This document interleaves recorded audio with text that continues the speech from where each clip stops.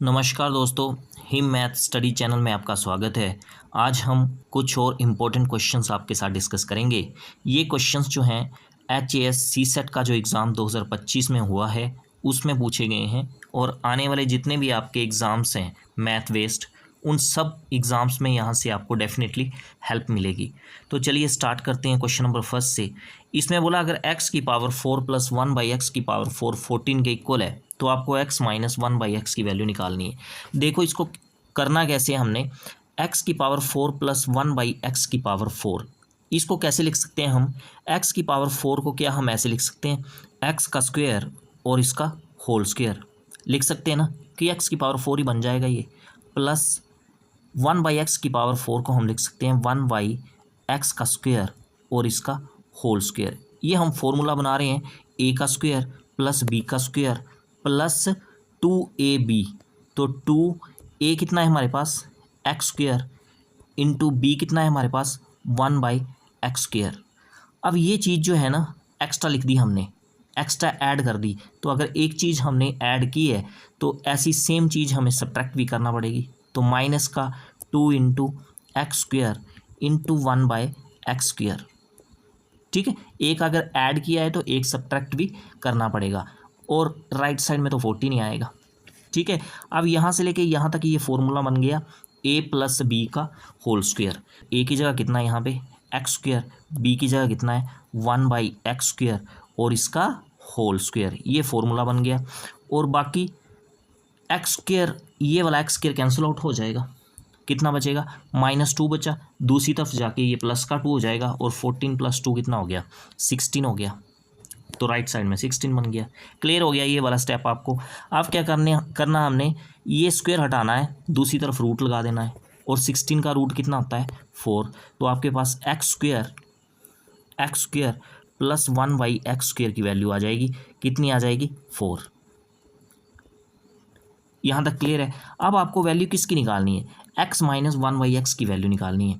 देखो हमें फिर से फॉर्मूला बनाना है a माइनस बी का होल स्क्वायर। यहाँ पे a माइनस बी का होल स्क्वायर क्यों बनाना है, क्योंकि आपको x माइनस 1 बाई एक्स की वैल्यू निकालनी है, ना कि x प्लस 1 बाई एक्स की वैल्यू। अगर आपको x प्लस 1 बाई एक्स की वैल्यू निकालनी होती ना तो हमें a प्लस बी का होल स्क्वायर फॉर्मूला बनाना था।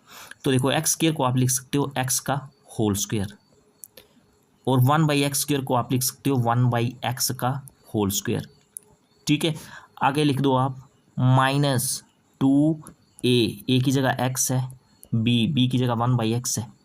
अब ये चीज़ हमने क्या कर दी, एक्स्ट्रा लिख दी। ठीक है, तो एक हमें ऐड भी करना पड़ेगी क्योंकि यहाँ हमने सब्ट्रैक्ट किए तो ऐड भी करना पड़ेगी सेम आपको।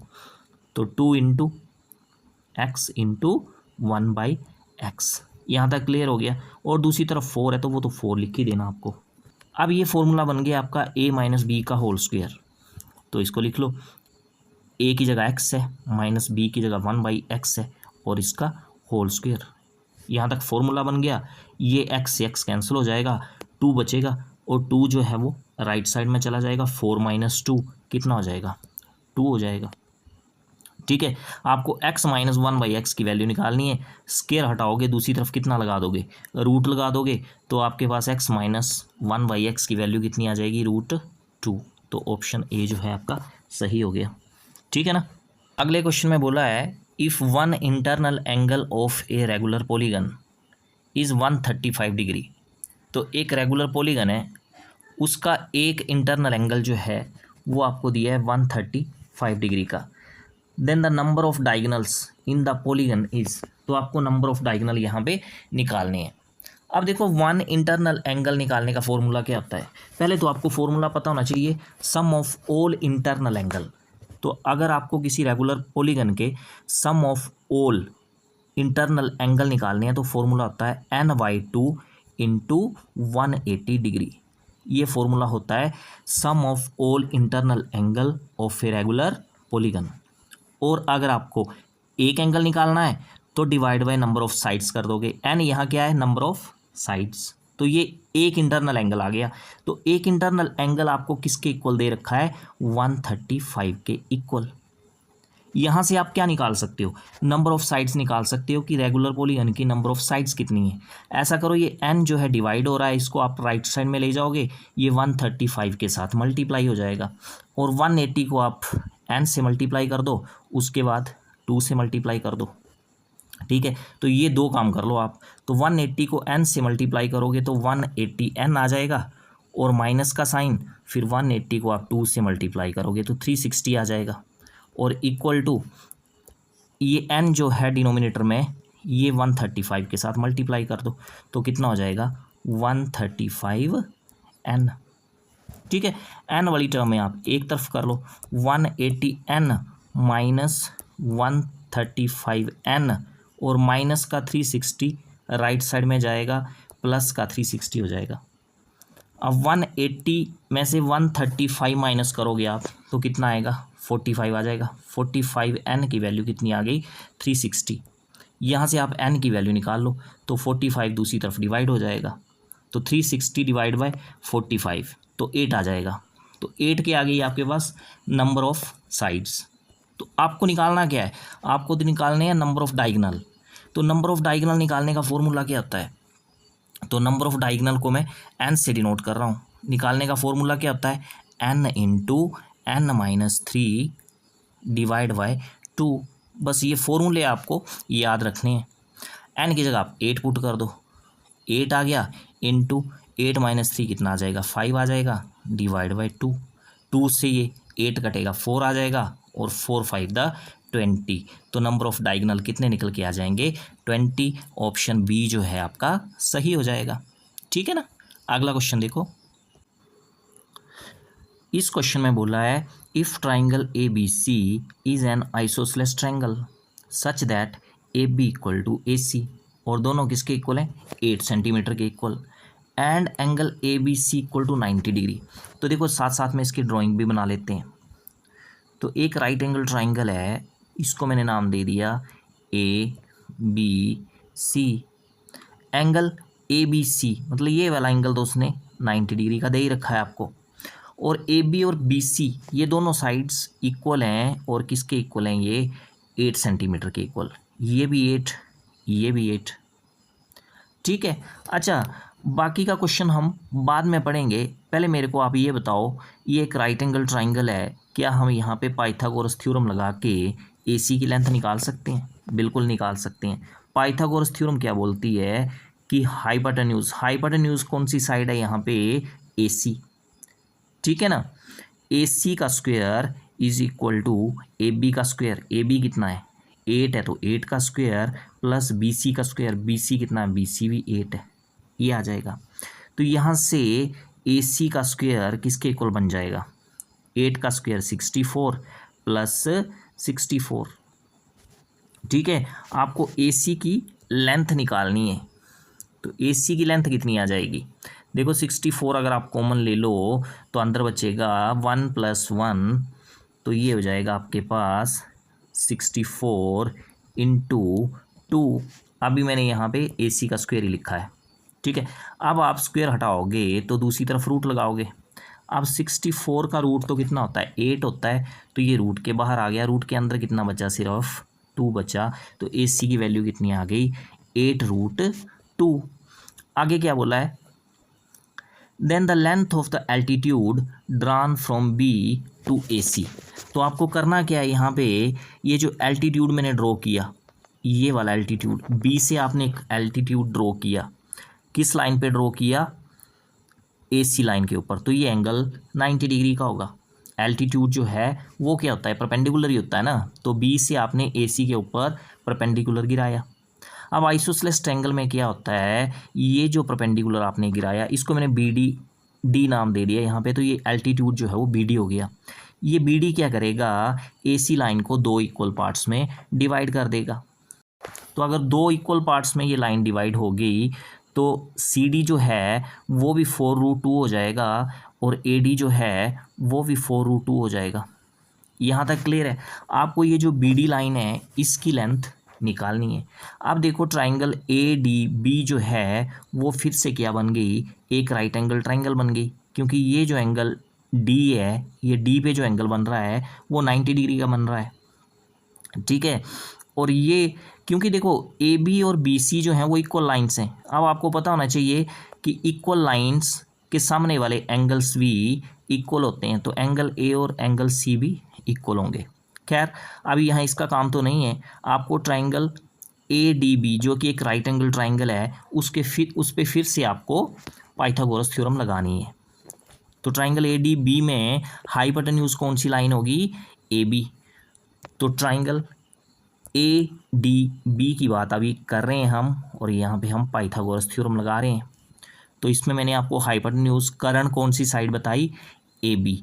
तो ए बी का स्क्वायर मतलब 8 का स्क्वायर कितना होगा? 64 इक्वल टू बाकी दोनों साइडों के स्क्वायर का सम, तो 4√2 का स्क्वायर प्लस बी डी का स्क्वायर, 4√2 का स्क्वायर प्लस बी डी का स्क्वायर।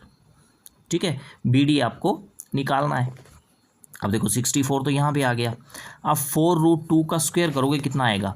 4 का स्क्वायर करोगे तो आएगा आपके पास 16, और √2 का स्क्वायर करोगे तो 2 ही आएगा। तो 16 इंटू 2 32 हो जाएगा ये, और 32 को हम लेफ्ट साइड में ले आएंगे तो माइनस का 32 हो गया, और दूसरी तरफ कितना बचा? बी डी का स्क्वायर आ गया। अब 64 में से 32 गए तो 32 ही बचे, इक्वल टू बी डी का स्क्वायर आ गया। अब 32 को कैसे लिख सकते हो? 16 into 2 equal to B D का स्क्वायर। अब जब आपको बी डी निकालना है तो स्क्वायर हटा के रूट लगाना है। तो देखो 16 का रूट तो 4 हो जाएगा, तो 4 रूट के बाहर आ जाएगा, रूट के अंदर क्या बचेगा? 2।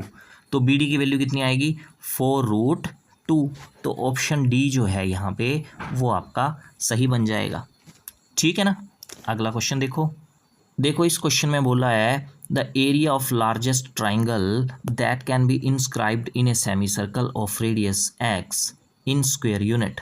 तो आपको लार्जेस्ट ट्राइंगल जो कि एक सेमी सर्कल के अंदर होगी, सेमी सर्कल के अंदर जो सबसे बड़ी ट्राइंगल हो सकती है, उस ट्राइंगल का आपको एरिया निकालने को बोला है। तो देखो सबसे पहले मैं तो ड्रॉ कर रहा हूँ यहाँ पे सेमी सर्कल। तो सेमी सर्कल कुछ आपका इस तरह का हो जाएगा। ठीक है, तो इसका ये ए बी जो है ये सेमी सर्कल का क्या है? डायामीटर। ठीक है, अब देखो इस सेमी सर्कल के अंदर सबसे बड़ी ट्राइंगल कब बन सकती है?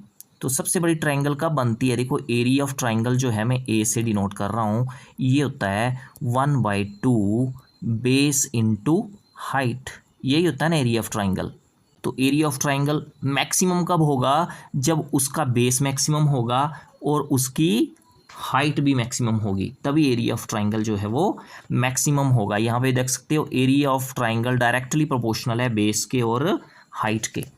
अब देखो अगर ये ए बी लाइन जो है ये ट्राइंगल का बेस बन जाती है, और ये जो सेमी सर्कल का रेडियस है ये ट्राइंगल की हाइट बन जाती है, तो ये जो ट्राइंगल बन गई आपकी ए सी बी, ये ट्राइंगल जो बनेगी वो सबसे बड़ी ट्राइंगल बनेगी इस सेमी सर्कल के अंदर।